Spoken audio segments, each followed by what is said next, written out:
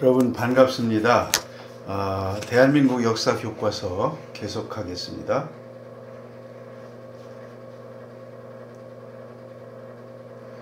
오늘은 두나라 시대와 후기 세나라 시기, 말하자면 발해와 통일신라 그리고 후삼국 시대를 말씀드리는 겁니다. 발해 대신에는 북조 대진국, 남조 대신라 이렇게 나누고 있습니다. 먼저 북조 대진국을 보겠습니다. 그래서 대진국의 역사에 대해서 좀 더 체계적으로 내용들을 넣어서 편찬을 하고자 한 것이 본 교과서의 의도라고 보여집니다. 고구려 후에 대진국이 등장하는 것이고요. 안동도부 쫓겨나는 거에서 여기서 이제 신라는 요하 동쪽까지 차지, 옛 고구려 지역은 당이 지배하지 못하고 공백 상태였는데 고구려 유민들과 제후국들이었던 말갈족과 거란족이 고구려 후의 국가를 세우기 위해 손을 잡음, 이렇게 표현을 하고 있습니다. 그래서 당시에 거란국의 등장에 대해서도 설명을 하고 있고요.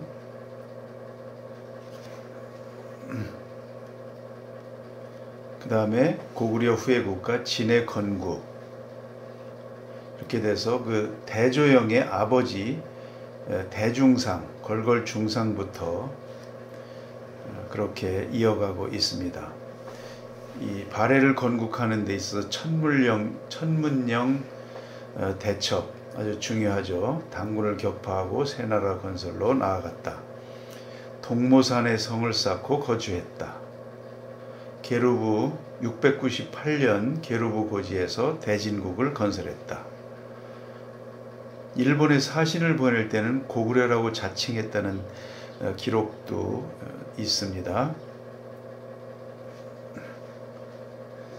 진국의 강역, 신당서 발해열전, 발해의 영토가 사방 오천리로서 부여, 옥저, 변안, 조선 등 바다 북쪽의 여러 나라 땅을 모두 차지했다라고 기록하고 있습니다. 진해 남쪽은 신라와 맞닿았는데 니하를 경계로 삼았다고 합니다. 여기가 어딘가 이런 위치도 지도를 통해서 봐야 되겠습니다. 그리고 초기에는 당과 평화관계를 맺었다. 대당전쟁이 발생을 합니다. 동돌골과 서돌골이 분열이 되고요. 동돌골의 묵철가한이 당을 공격합니다. 네, 피살되고요. 719년에 대조영이 사망합니다.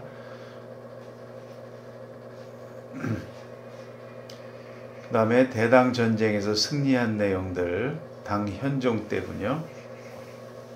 산동성 등주를 진해 빼앗겼다고 합니다. 당나라가.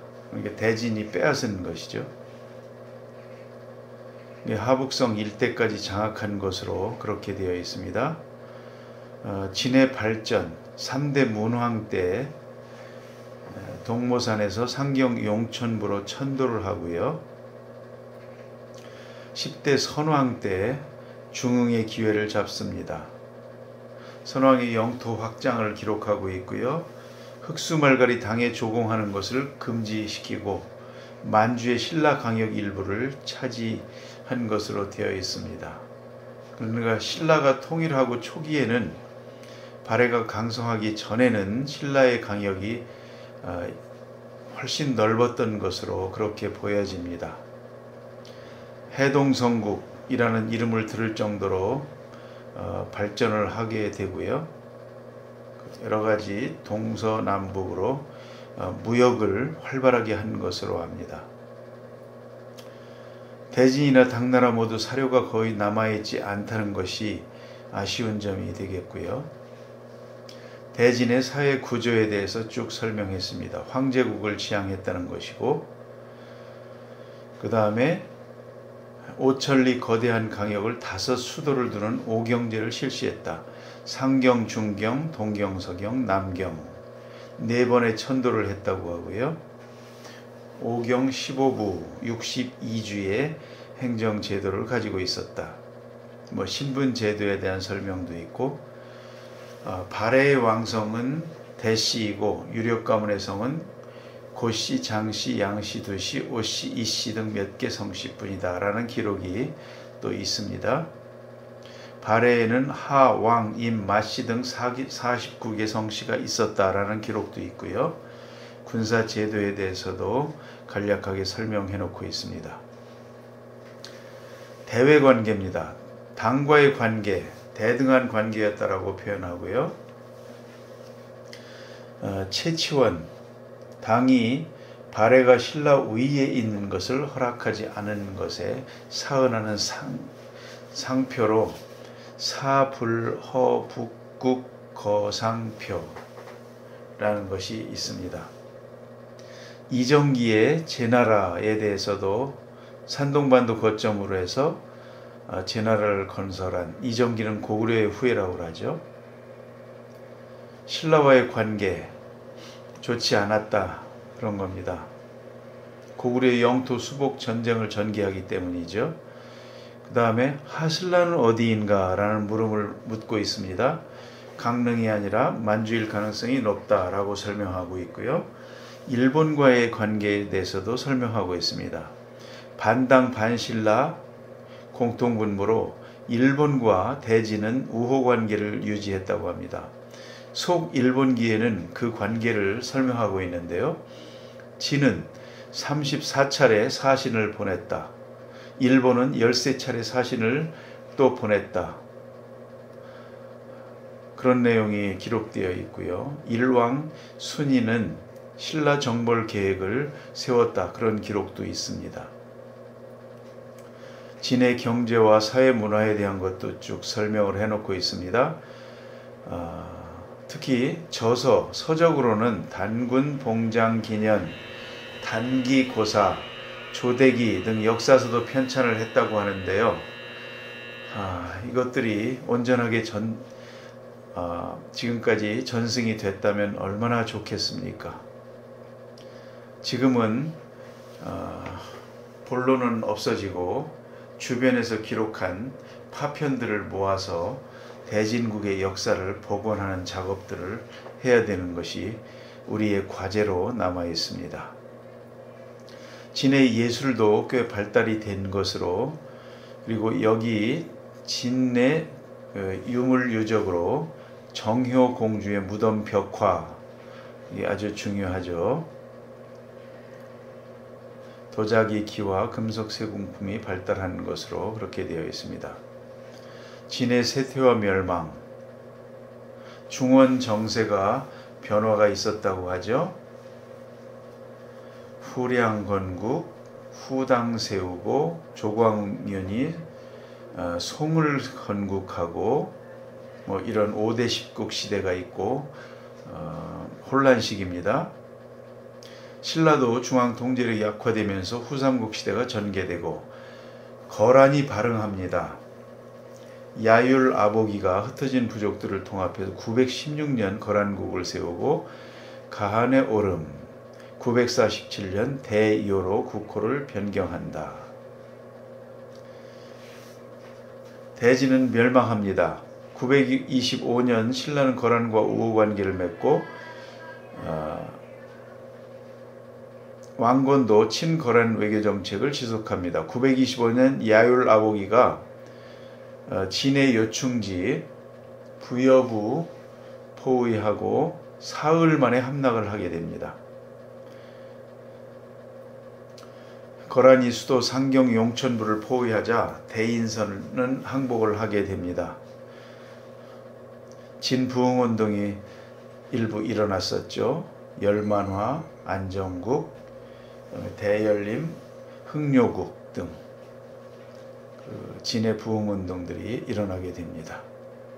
이렇게 대진은 고구려 멸망 후 998년입니다만 698년에서 926년으로 되어 있습니다만 실질적으로는 고구려가 멸망한 668년부터로 이렇게 치기도 합니다. 요 왕실은 고구려의 후예인가? 야율시가 원래 고씨랍니다. 또 진은 독자적 문자를 갖고 있었는가? 그런 내용들, 이태백이 발해 국서를 풀어 읽고 답서 초안을 잡았다는 그런 내용들이 있습니다. 단기 고사에 단군조선 때 38자 가림토 문자가 있었다라는 기록이 있고요. 이게 교과서에서 실은 대진과 대신라의 강역 추정도입니다. 이렇게 돼 있는데요. 신라는 강역이 요동반도까지만 되어 있죠. 그리고 발해만 해서 산해관 남쪽 이렇게 되어 있는데요. 다른 거를 한번 볼까요? 이거는 KBS에서 방송했던 내용들입니다. 발해에는 무역로가 이렇게 5개가 있었다고 하죠. 일본도, 신라도, 압록도, 영주도, 거란도. 상경으로부터 이렇게 뻗어나갑니다. 이거는 담비길이라고 해서 발해 비단길과 다릅니다. 발해가 서역까지 그렇게 진출한 무역을 활발하게 했던 내용을 설명해 주고 있습니다. 아래에 비단길이 같이 표시되어 있죠. 이 발해의 무역로를 복원을 하게 되면 이것을 통한 여러 가지 스토리들이 많이 전개될 수 있으리라고 봅니다. 영토를 크게 넓혀 나감에 따라 동북지방의 오랑캐들이 두려워 신하가 되었고 땅이 사방 5천리에 이른다. 신당서 발해 전에 이렇게 기록이 되어 있습니다. 발해 동서 5천리, 신라 남북 3천리. 지도로 되면 어떻게 될까요? 이기훈 선생은 발해의 영토를 발해만이 아닌 한참 중원으로 들어오죠. 이렇게 발해의 영토가 있었다는 겁니다. 신라도 옛 고죽국 땅까지 그렇게 해서 경계를 했다고 하니까 발해가 흥성하기 전에는 요동반도는 물론 옛 고죽국 자리 거기까지 경계를 가지고 있었다가 발해가 흥왕하면서 그 부분을 잃지 않았나 그렇게 보여집니다. 상경 주변에 현재 도시들이고요. 심양, 하바로브스크와 시니에스칼르이 등이 있습니다. 러시아 영토가 되어버렸죠. 발해 왕궁, 이것도 KBS에서 방송했던 것입니다. 이렇게 그려놓고 있습니다. 맨 왼쪽은 교과서 발해와 신라의 위치, 우리한테 눈에 익숙한 그런 지도입니다. 그러나 그것이 이기훈 선생이 연구한 발해 오경은 앞장에서도 보신 대로 영주까지 중원 깊숙이 들어와서 발해의 영토가 이렇게 해서 5천리가 된다는 것이죠. 돼 있고 그 다음에 산동반도에 고구려의 후예인 이정기의 제나라 건국에 대한 지도도 표시해 봤습니다. 예전에 역대 제왕년표에서 소개드렸던 그 발해의 대진국의 황제들 왕조 순서입니다. 11대 성종 때 해동성국 발해가 되죠. 그러니까 668년부터 699년까지는 그 중광해서 거기도 대진의 역사로 이렇게 포함을 하고 있습니다. 699년부터는 대조영의 이제 대진이 시작이 되는 것이죠. 그렇게 돼서 926년 총 259년간의 대진의 역사가 전개되고 거란에 의해서 멸망한 것으로, 뭐 백두산 화산설도 있습니다만 공식적으로는 거란에 의해 멸망한 것으로 그렇게 되어 있습니다. 남조 대신라입니다. 통일신라죠. 진골 왕권의 출현. 그렇죠. 태종무열왕 김춘추, 이제 김씨가 왕이 해서 진골 왕권이 출현이 되죠. 강력한 왕권, 문무왕 때 왕권 강화가 이루어지고요. 대신라의 강역 중요하죠. 북방 강역은 어디까지인가?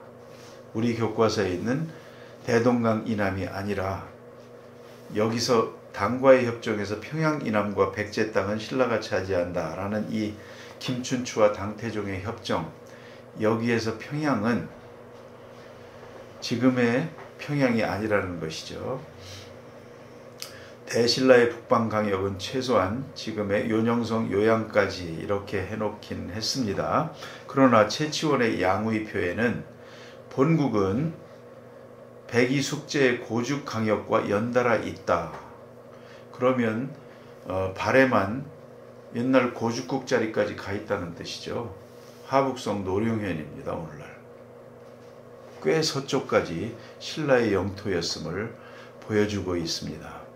지금의 평양이 고구려 한성 이런 내용들이 있고, 진성왕 양의 표에는 대신라의 서북방 강역은 하북성 노릉현까지, 한때 신라가 이 지역까지 차지했으나 진이 흥기하면서 동남쪽으로 밀려났던 것으로 보인다. 이렇게 서술하고 있습니다.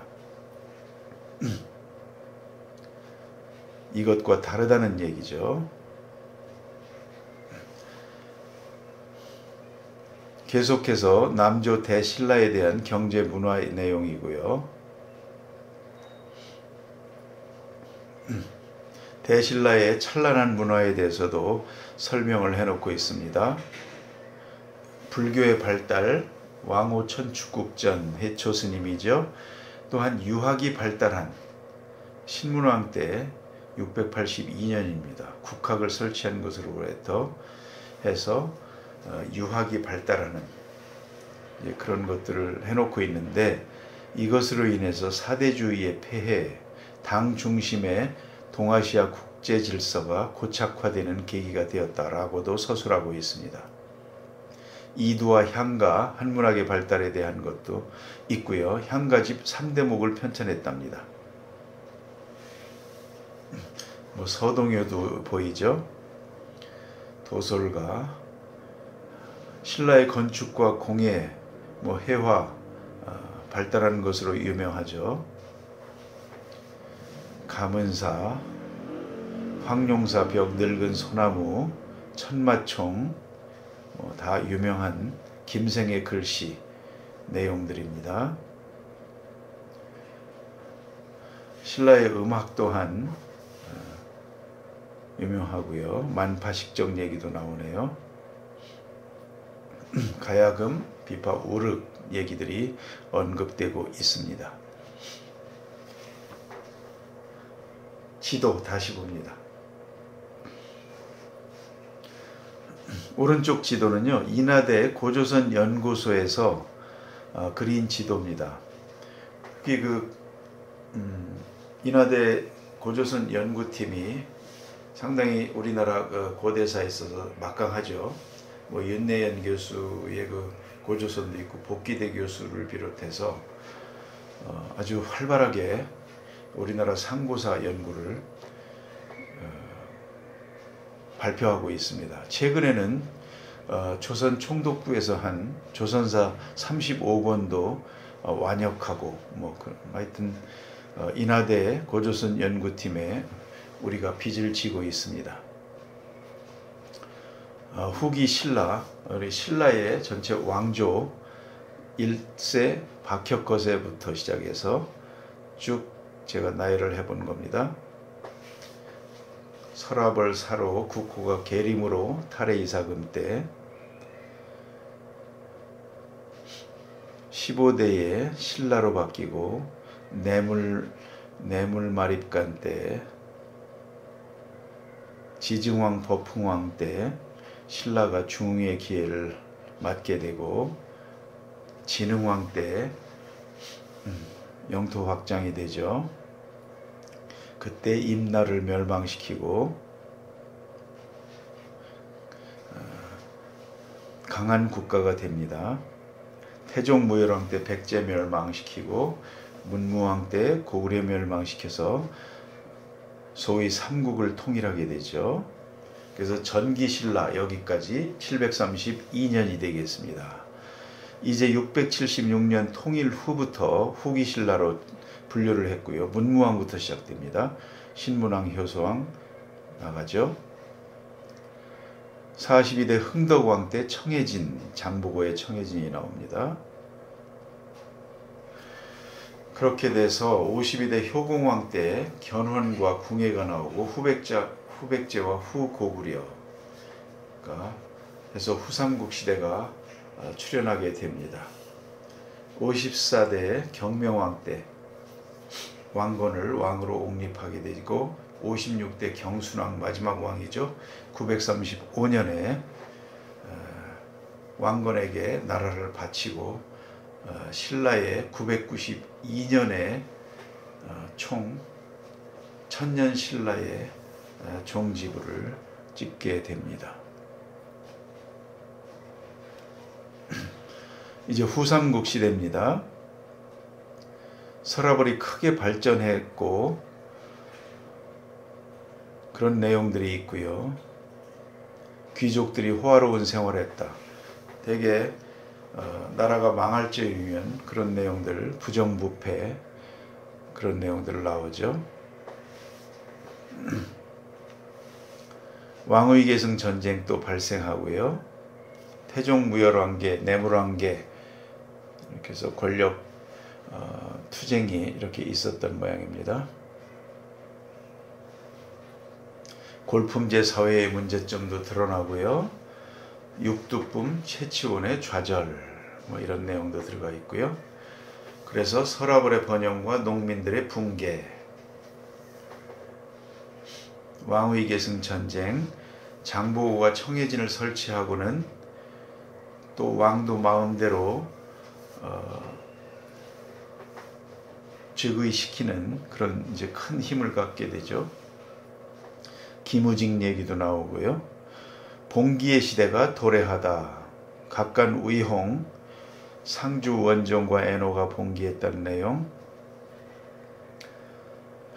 효공왕 때 지금 군읍은 모두 도적의 소굴이 되었고 산천은 모두 전장이 되었으니 이렇게 되었다는 겁니다. 전국적인 농민 봉기와 후기 세나라 시기. 후백제가 등장합니다. 완산의 도적 견훤이 완산주를 근거로 스스로 후백제라고 자칭했는데 무주 동남쪽 군현들이 투항에 복속하였다. 신라 왕족이라는 궁예 901년에 고구려 재건을 선포, 904년 마진 철원성 수도, 911년 태봉 수덕만세라고 하죠. 수덕만세란 황제는 토덕이요 소호금천 후에 신라는 금덕이고 궁예는 물수자 수덕이다 해서 수덕만세라고 했답니다. 왕건이 궁예를 내쫓고 즉위합니다. 그런 내용들이 쭉 나오고요. 왕건의 공신들 홍유, 배현겸, 신순겸, 복지겸. 견훤이 서라벌을 불태운 내용들 나오죠. 경혜왕을 죽이고 그렇죠. 신라가 왕건에게 항복합니다. 팔공산 전투 유명하죠. 거의 왕건이 죽을 뻔했던 신순겸이 옷을 갈아입고 거기서 왕건 대신 죽게 되죠. 고창 지금의 안동입니다. 견훤을 격퇴. 931년 왕건이 경순왕을 만나 극진한 예로 대했다.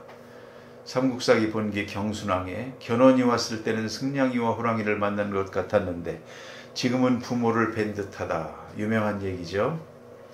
35년에 경순왕이 항복 노래하고 태자는 하직구 개골산에 들어가 일생을 마친다. 마의 태자. 이 후손이 후에 만주로 가서 나라를 세우고 여진족, 금나라 이렇게 연결이 되죠. 사만을 통합하다. 왕건이 936년까지 47년간 후기 세나라 시기 통일전쟁은 고려 왕건의 승리로 끝나게 됩니다. 그 과정에 견훤이 금산사에 유폐된 내용, 아들 신검, 양검을 고려군이 1, 2천에서 이제 대파하고 황산에서 견훤이 사망한, 지금도 그 논산에 가면 견훤의 능이라고 하는 능이 있습니다. 그 서재필 박사의 생가에서 멀지 않습니다. 이웃 동네입니다. 네, 이것으로 이번 시간을 마치고요. 다음 시간에 계속 이어지겠습니다. 감사합니다.